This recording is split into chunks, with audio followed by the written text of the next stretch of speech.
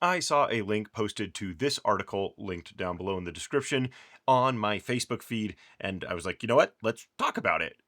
So go read the article if you'd like, but basically, long before the Bible, an ancient Mesopotamian civilization predicted one of its most famous stories. And what I find so fascinating about this headline is that it says that this predicted the story, as if somehow the flood narrative recorded in Genesis is something that this thing foresaw. Of course, the implication being that, of course, it didn't foresee it, it just had the story beforehand. And so I want to just kind of break down two basic ways that we could think about this particular thing. And depending on your inclinations as to how you want to view origins, age of the earth, the way the Bible came together, all that kind of stuff really influences kind of where you would probably land in one of these two things. So the first option would be that, yeah, so there's another record of a flood narrative that we also have in the Genesis account.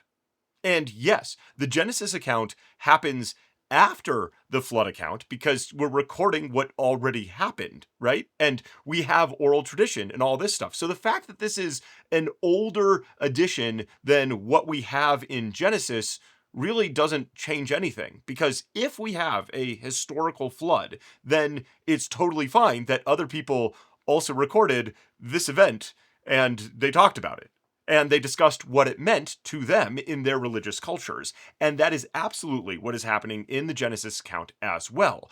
What we have is the Israelite approach and kind of breakdown of this massive cataclysmic event that destroyed the world. You know, you've got the antediluvian, right? Like this is the largest transformative event in history up until that point in time, and quite possibly forever, right? And it has radically altered the earth and society and how we think about things. So what's going on? What are the gods up to? Why are they doing that? Of course humans are thinking about this kind of thing.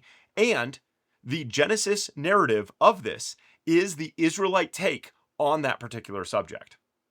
Okay, so that's one view, that it's actually talking about a historical event that happened, and it's totally fine that both Genesis and this particular Mesopotamian myth reference it. Naturally.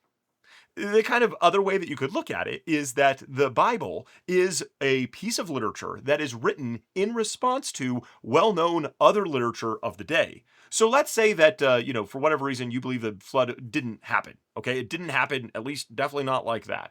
And if so, then, okay, there's this myth here, and then the Bible is just, riffing off of it. Which, yeah, anyone who is literate, who is writing literature, is going to borrow and work off of the things that everybody knows about. So even if the flood totally didn't happen or didn't happen like that, the fact that the biblical authors are working with that well-known myth to tell a story of how God interacts with the world is totally fine.